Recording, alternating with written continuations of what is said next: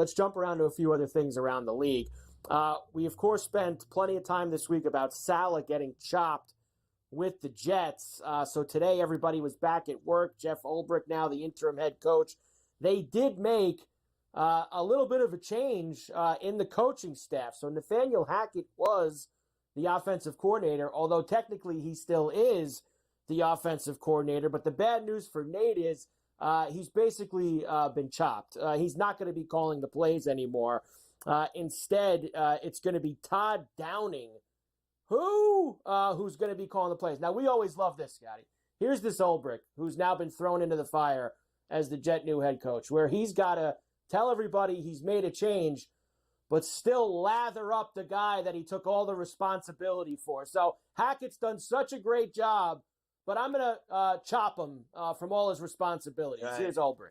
I'm going to make Todd Downing the play caller for the New York Jets going forward. And this is more a byproduct of a different take on things. I'm not saying it's a better or worse take on things by any means, but just a different take on things, a fresh approach. So ultimately, Todd will have the full say on the game plan and ultimately the plays that are called within the game. Saying that as well, just another testament to the human being that Nathaniel Hackett is. The fact that he's going to give us everything in his body and heart and soul. And he's going to continue to be a big part of the success we're going to have going forward from an offensive perspective. And I feel so fortunate that he's staying with us. God, this guy's a phony. I mean, here's a guy that's been a head coach in this league and willing to draw cards, willing to do whatever it takes. So the true heart of the servant. I feel so fortunate that he's on our staff, that he's in our lives, and I can't speak enough good things about him. Oh my God, it won't end. Now listen, he's going to be coaching high school football by, I think, Thanksgiving. Hackett. Like, he's done in the NFL. He's done. No one in college was going to want him either. He's not a Matt Rule. He's not. He's coaching high school football like next year for sure. Like, honestly, he's not called. His reputation is ruined. And to hear this guy knob him like that was embarrassing. That was amateur hour right there. Like, are you kidding? What's next? He's going to send his wife flowers? He's not going to call the plays anymore. He's not going to come up with the game plan anymore. Give us everything. But I'm so glad he's going to stick around and give me everything that he's got. You want to know why he's sticking around? Because he's Aaron's good buddy, and Aaron's like, yeah, you can't get rid of him. You want to take the play calling away, fine, but he's my best friend, and I'm sorry, you can't chop him. I'm never going to allow it.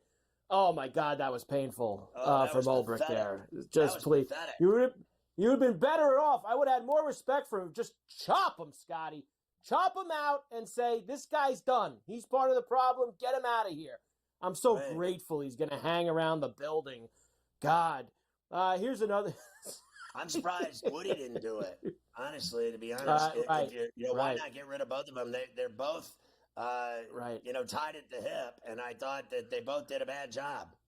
And Hackett just keeps getting worse by the job he gets. Hackett's awful. Here's another good laugh for you, I guess.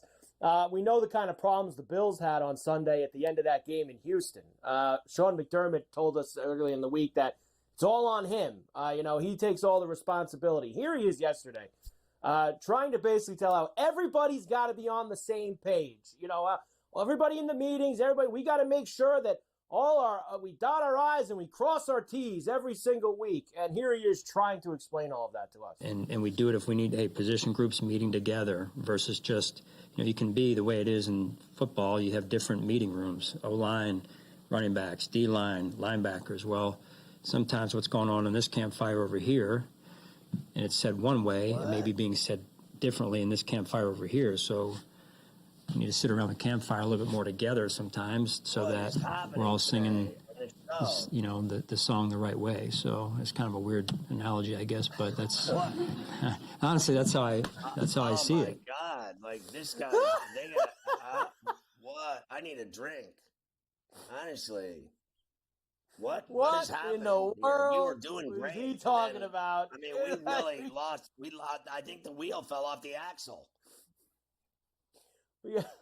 Campfires, singing songs. I mean, what? He's a great What's guy. going on I think the world of him. He's going to give me everything he's got. The Patriots, of course, stink. They haven't won since week 1. They have the Houston Texans coming to town before going to London. So why not? It's time. Sit Jacoby Brissett down and throw in number 3 overall pick, Drake May. Let's hear Gerard Mayo tell us the theory behind this one. Going forward, I think now, Drake gives us the best chance to win now and going forward. He's been he's been getting better every single week, as I said before. At the end of training camp, he actually was trending, at a very high rate.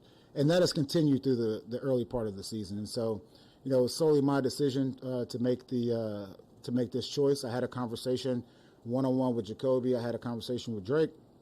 We're all on board. And I would also say, Jacoby's a warrior, and he took the news very well, like a professional, like you would expect from a guy like that. Here we go again. Oh, God. It's when one guy's 20 years younger than the other one, and he's the top draft pick. I mean, this is real simple. Let's stop sugarcoating it. And Brissett's a hack. That's it. Like, I'm done with this Brissett stuff. Every year we talk about this guy like he's Joe Montana. I mean, just stop. It's just so aggravating to me. He's a hack. That's it. I don't care what anyone thinks. Like, stop it. What has he ever done? Nothing. Ever. Stop it. Yeah, well, he took it like a pro. All right, he took the news like a pro, and he's such a great. You know what it is? He's such a great guy in the locker room. You just love having him around. He's a great recruiter. There is a great recruiter. Now, riddle me this: wasn't this 7 yesterday when we talked about it? So May's going to start down at 6.5 now, -6.5 for the Texans on the road at Foxborough. 37.5 is the total. Well, I mean, Houston's certainly better than the Patriots, but you start getting into that number, 7, anything over 5.5 this year has been automatic. So how about the kid has a big day and they cover the number but lose? Very possible. Maybe the kid does have a big day and shows us a little something this week. It is an interesting spot to start him against this team, who's pretty good. You're playing Jacksonville next week. You played Miami last week, but this is the week that young Drake May will start his NFL journey. All right, if he starts all we've well talked at about, home, Mike, at Gillette, and they get behind him because they need to get behind the kid. I mean, the kid's the top draft pick. Let's get behind him. Let's see if he unleashes a couple of nice throws and if he runs, because he's really good at running. I mean, this guy is big and strong and fast, and even teammates have said he's really quick, and he's big and he's sturdy. So he's like Josh Allen, frankly. And let's see if he busts out a couple of runs and busts a couple throws off, and they get behind him. It could be the ideal setting for him to start strong. Let's hope the kid has a good outing. All these guys start, look at the other 3. They started slowly, and he might as well. It might very well be the same thing for him. But look at those 3 now. Daniels, Williams, Nix, they're all winning and playing great. They certainly are. Let's go to Vegas now. It seemed for the last 2 weeks that Davante Adams is going to get traded. It's all everybody talks about. When's Davante Adams going to get traded? Where's he going to go? Where's he going to do this? This tone changed a little bit with Antonio Pierce yesterday. Suddenly, you listen to him, and he kind of makes it seem like he's not going to be traded. Like, he's talking to him again. When he's healthy, he's going to play. Here's Pierce. He's still a Raider. He's never not been a Raider. Yeah, actually playing again for the Raiders. He's still a Raider. When he's healthy and he can play, we'll play him. He's just not healthy right now. And he's getting closer, though. That's the good part. He's working every day to get that hamstrings right. He's in the right headspace mentally. Like I said, we talked recently and had a good conversation, and he's ready to play football. Has he been rehabbing here at the facility, Antonio? Yes. Have you seen him here? Yeah, I think they're trading him.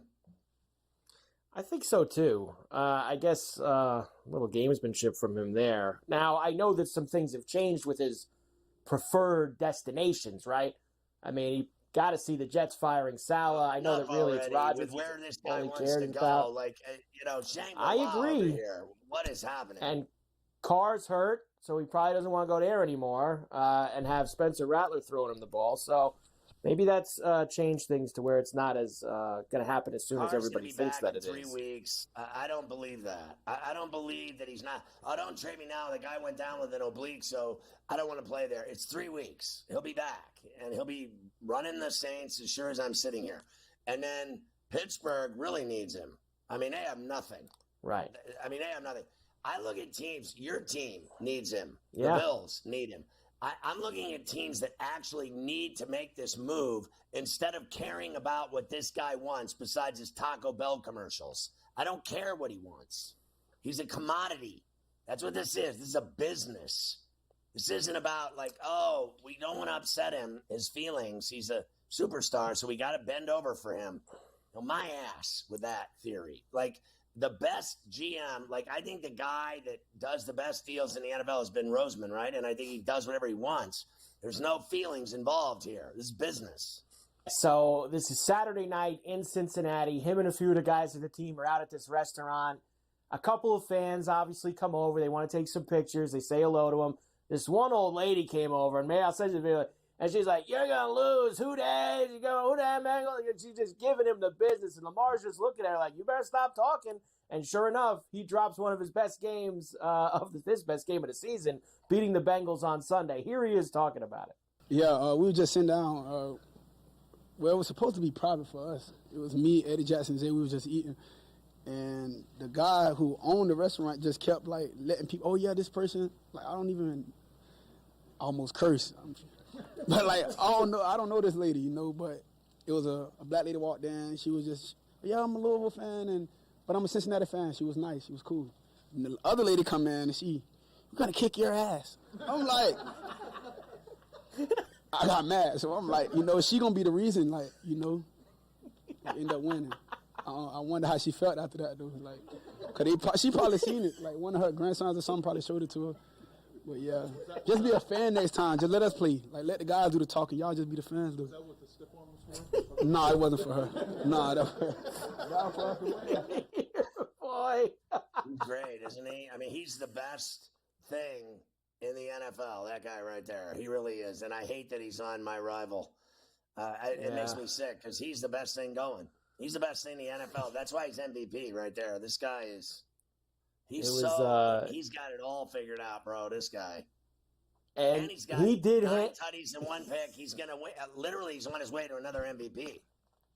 And he did handle it very well with the lady. She was in his face screaming, and he just sitting there like, what the hell's going on here? Like, he was just looking at it. So nice job by Lamar there. A few other Raven notes. Derrick Henry leads the NFL in rushing heading into week number 6. That is against Washington on Sunday in Baltimore. Jaden Daniels also been very good.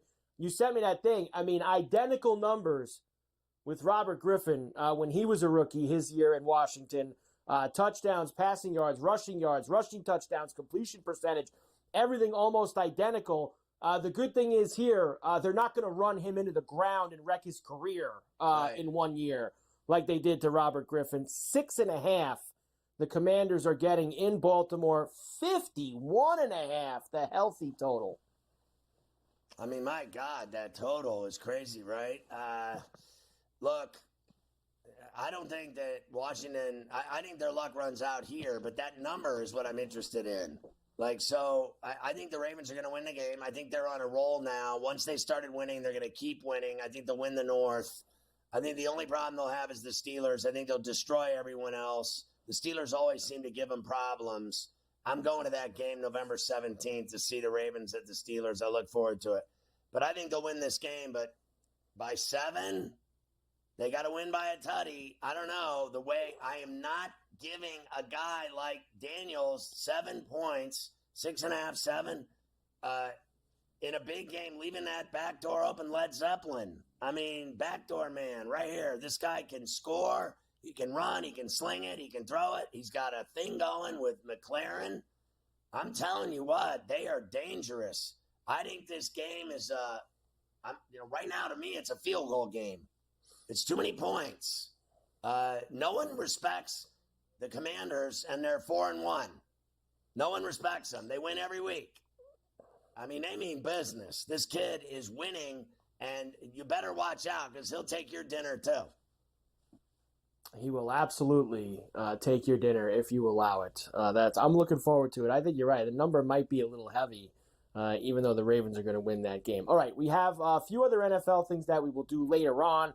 Colts wide receiver Michael Pittman expected to miss multiple weeks with a back injury. Not good news for them. Rashee Rice did get the LCL surgery. He's going to miss the rest of the regular season. We kind of knew that was going to happen, but they kept trying to tell you that he wasn't. Justin Fields has a higher passer rating than most of the starting quarterbacks in the NFL. I mean, the list you sent me was like this long. I mean, it was pretty much everybody on there except the really good players. That's it. He's in that company right now. People have to stop talking about this guy like he should be benched for a guy that's always injured, that never plays, that's had a cap problem since they got him in Wilson. To me, Wilson's the backup. Fields is the starter. He's played well. He got him the lead in the game against Dallas late. What more can you ask of your quarterback? He's played good in almost every game. They blew the game in Indy. They had the ball with 2.5 minutes left, and they blew the game